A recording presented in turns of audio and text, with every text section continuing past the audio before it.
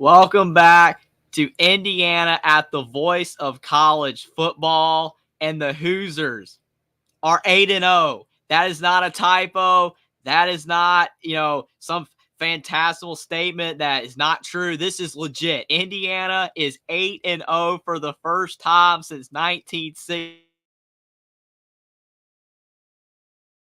You cannot take wins for granted. We've seen the Alabama Crimson Tide lose to Vanderbilt. We've seen upsets galore this season. And we've even seen the Ohio State Buckeyes, who a lot of people still think are one of the best teams in college football, barely beat the Nebraska Cornhuskers on their own field right after Indiana blew out Nebraska. So sometimes teams don't always play as well as they should. Sometimes teams don't always play up to their potential. So all I'm going to say is about Indiana is that you could say this game wasn't that pretty. You could say that this win wasn't all that pretty, but that doesn't matter. Indiana is undefeated. They are 8-0, and they might be ranked close to the top 10 next week in the AP Top 25 poll, which coming into the season, nobody would have ever thought. And they did all that with a backup quarterback. Taven Jackson had to play for Indiana instead of Curtis Rourke because Curtis Rourke had a thumb injury. He was not able to play. Hopefully he's going to be back, though, for the Michigan State game and the Michigan game and the Ohio State game. Hopefully that happens because I do not really want to see Curtis Rourke not being out there for those games and Taven Jackson being in because, yes, Indiana's offense is worse with Taven Jackson in. It is absolutely worse. People were talking about coming into this game about how Indiana was averaging like the most points in the nation out of any team, that they were putting up like top 10, yardage and statistical categories on offense. Indiana was fantastic in all those categories. But coming into this game, you had Curtis Rourke doing all that. You had to have Taven Jackson, though. And you see, he only threw for 124 yards, which that's a season low for Indiana from the quarterback position. Indiana was doing fantastic through the air with Curtis Rourke, throwing for like 400 yards a game. And Taven Jackson had a pick. Now, I will say on that pick, it should have been pass interference on Washington, which is why that pick happened. I don't like saying that, the referees made a mistake every single time something doesn't go your way. I don't like doing that, but it really was. It should have been pass interference on Washington. So Taven Jackson shouldn't have had a pick. But even without that, Taven Jackson did not play all that well. Outside of one pass he had to Omar Cooper that led to his one touchdown through the air in this game, Taven Jackson was not all that great. But you know what? He did good enough. He did what he needed to do to help Indiana win this game and stay undefeated on the season. And for Indiana's college football playoff hopes to stay alive. Can't even believe we're uttering those hopes are still alive. They are still undefeated. Indiana ran the ball very well in this game. Justice Ellison, 29 carries, 123 yards, and a touchdown. He's kind of become the bell cow back for Indiana this season, even over Tyson Lawton, who did have a good game as well, 41 yards on 12 carries, but Justice Ellison was the main guy. He played very well for Indiana in this game, and there were no fumbles. Indiana did a great job taking care of the football. Taven Jackson had a rushing touchdown late in the game that helped extend the lead, so Taven Jackson did use his legs a little bit. But Indiana was not great on offense. We knew that was probably going to be the case without Curtis Rourke, but they had to be good on defense, and they were. Forced 2 picks on Will Rogers, and one of them, I don't know if you guys saw it, but D'Angelo Pons was unreal with that juggle interception that he had. The first one, he had a pick 6, and that was the big reason Indiana won this game. That was the pick 6 right there, because IU ended up winning 31-17. So that pick 6, it would have been 24-17 without that. So that was huge for IU with Pons having that pick 6. But then he also had another interception where he juggled it in the air, 50-50 ball with the Washington receiver, and he still caught it. Unbelievable. All I know is that D'Angelo Pons is going to be an NFL player. He is a fantastic player. Indiana definitely does not need to let him get away. He's got one more year of eligibility after this without, being able to go pro. He's only a sophomore right now, but he's going to have to come back for another year. Indiana does not need to let him get away. He is a great defender. But Will Rogers was human in this game. He's had a good season as well. I think Washington's been underrated this year with their offense and their numbers this season with how, they've lost 3 games. So people aren't talking about them. They're not thinking about Washington because of the fact that they're 4-3. But they did beat Michigan. I know Michigan's struggling, but Good performance for Washington in that game, and they've had good offensive numbers. And Will Rogers, 2 picks, both by Pons in this game. And then you had Jonah Coleman. Yeah, he had 104 rushing yards, but he's done more than that against other opponents this season. So Indiana kind of neutralized the run game for Washington, especially when they took the lead. And you look at a guy like Giles Jackson. That's something Indiana's been really good at this season, is taking away the best receiver for the opposing team. Against Maryland, they held Ty Felton to 33 receiving yards. Ty Felton's been averaging like 100 yards a game. Giles Jackson's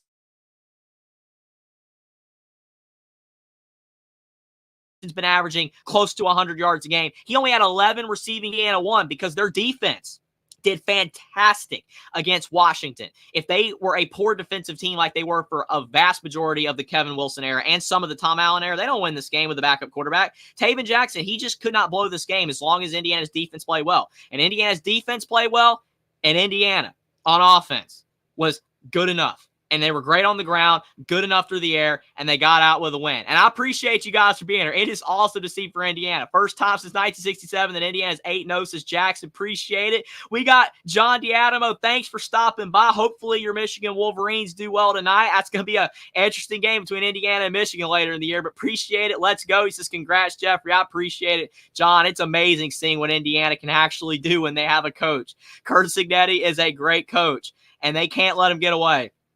They have to pay Curt Cignetti to stay. He is a fantastic coach. All I know is that Indiana football is proving that any program can win when you have the right coach and the right players. And I know some people say this is lightning in the bottle. It's this season. It can't be replicated. I don't know if it can be replicated. We don't know. But all I know is if Curt Cignetti goes to Florida, Florida State, or some of these other programs that need a coach right now, then Indiana football is going to go back to being mediocre. We've seen Indiana selling out the stadium. They had a red out today, a sold-out crowd. They are going to have the Michigan and Purdue games being sold out. So Indiana's going to have more sellouts at Memorial Stadium this season than they've had since the 60s.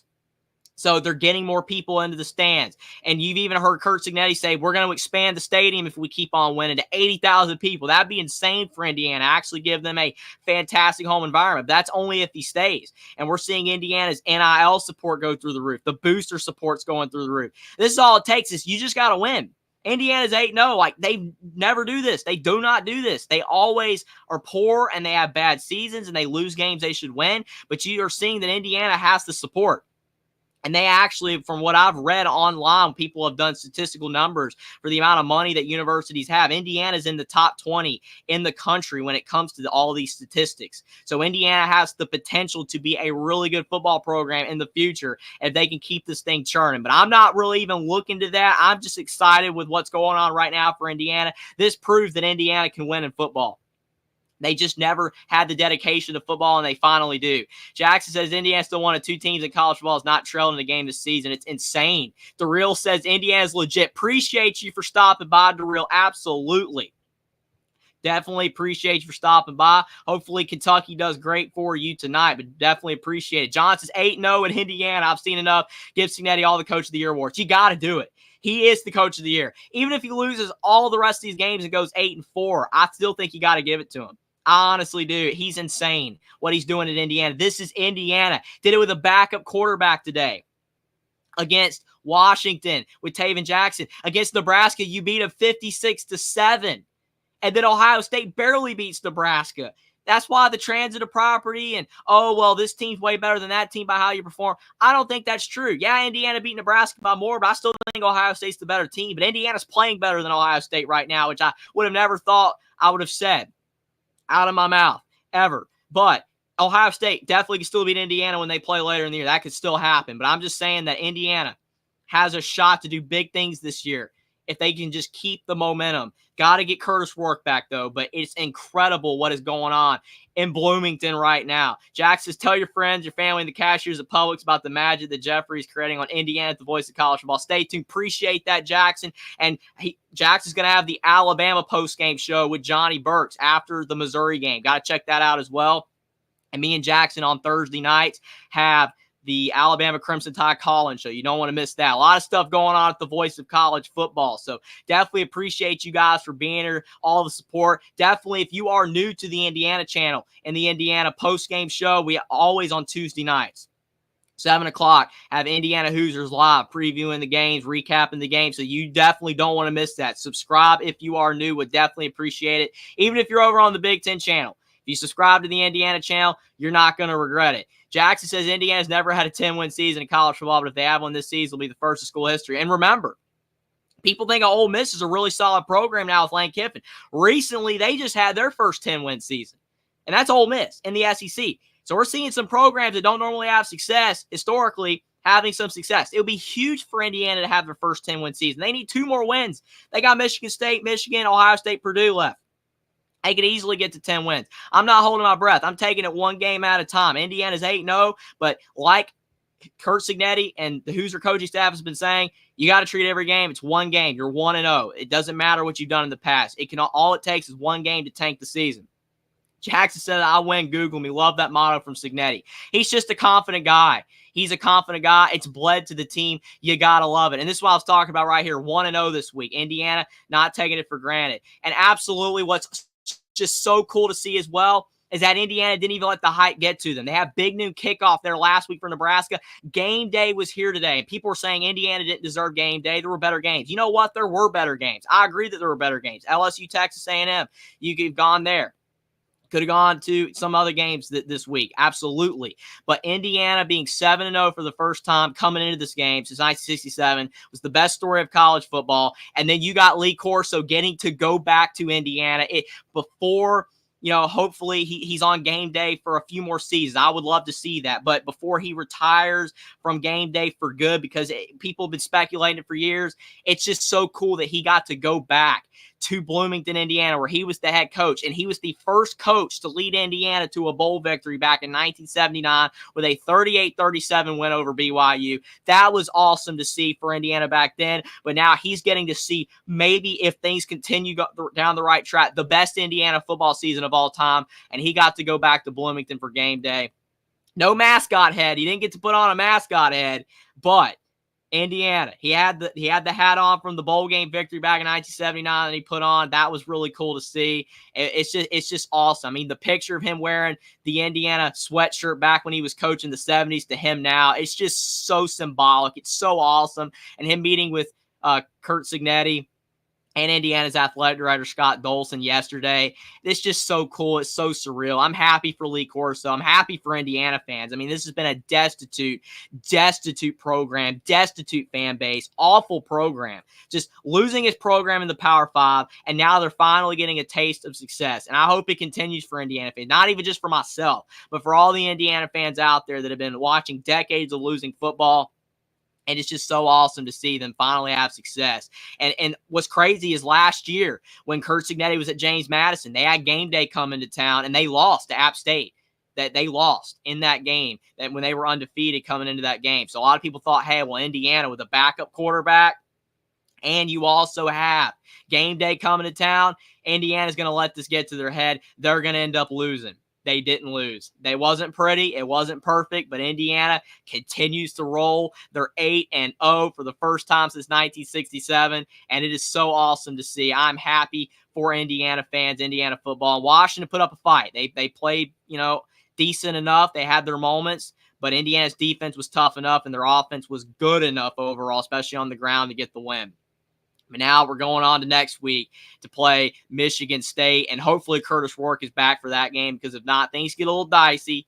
But it is what it is if he can't play. But all positive reports seem to indicate that it looks like Curtis Rourke is going to be available for that game, and hopefully his thumb's all right, because you don't want any discomfort in that thumb, or his throwing could be off. But Indiana's going to be tougher to win those games against Michigan State on the road, Michigan, Ohio State, if you don't have Curtis Rourke, because Indiana's offense is significantly worse. But it does show you, though, that even without him, Indiana could still win a game. And it's a quality opponent, even with game day in town. And Desmond Howard, a couple of them, they picked Washington. They thought they were going to win, but it did not happen. Pat McAfee, Nick Saban as well on game day, Lee Corso, and Kyle Schwarber, the guest picker former Indiana baseball player that plays for the Phillies now, all went with IU. They picked the right team. I picked Indiana to win 28-17, very close to the actual score. That's crazy. I was pretty close. I went 28-17 Indiana. IU ended up winning 31-17. Jeff says, Indiana rocked the house. Where are all the Indiana fans? Come on, people, support us, guys. I know you're not used to losing winning, but come on. I appreciate it, Jeff. Absolutely. Come on in to Indiana at the Voice of College Football. Subscribe if you are new. You're not going to want to miss the content coming down the pike, and hopefully we keep seeing Indiana football winning.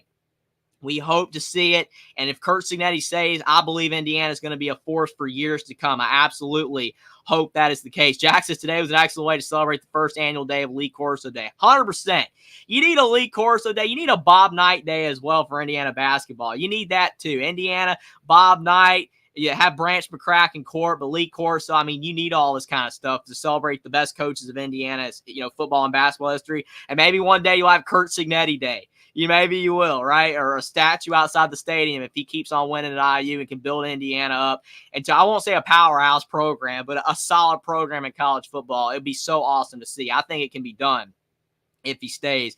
Justin, where's the Indiana pride? Really? Absolutely. I mean, definitely. There are so many Indiana fans out there. We want you guys coming over to Indiana at the Voice of College Football. We got a lot of great content coming down the way. Had a lot of content, before this game. Had predictions, previews, all that kind of stuff. We're going to be doing it next week for Michigan State, so you're not going to want to miss that. But I definitely would love to talk longer about this game. I'm so pumped for Indiana, but I have to cut it short. I do appreciate you guys for being here. Like the stream down below. Subscribe to the channel if you are new. Share the stream out on social media. And good luck to all of everybody's teams going to the night game, especially Alabama as well. I want to see a Bama win. When me and Jackson do our college show on Thursday, want to see a Bama win. Do not want to see people going for Kalen DeBoer's head. That's going to be tough. But nobody's going for Curt Cignetti's head right now. Everybody wants him to stay. People want him to go to their program, but we want him to stay at Indiana and hope that happens. Love Curtis Rourke Day and Trace Jackson Davis Day. It's awesome, Jackson. Appreciate you guys for being here. Appreciate the support. Subscribe if you are new. And your Indiana Hoosiers, guys, are 8-0. And it doesn't look like for now that it's going to stop. It looks like Indiana's just going to continue to roll, but we can't take it for granted. We hope that Indiana football can keep on this successful season. And even if they lose a few games down the stretch, it is what it is. But we hope that Indiana can keep it rolling. I'm so glad Curt Cignetti's at Indiana, and I'm so happy for Indiana fans that now they're finally getting a national spotlight moment. They're having success, and even with a backup quarterback in Taven Jackson, they still got this big win. It was awesome to see, but we hope Curtis Rourke's coming back next week. Great win for Indiana. Appreciate everybody for being here. Good luck to everybody's team tonight, and hopefully Indiana is gearing up for next week against Michigan State. It's going to be a lot of fun, guys. Indiana, your Hoosiers are 8-0. Go Hoosiers, everybody.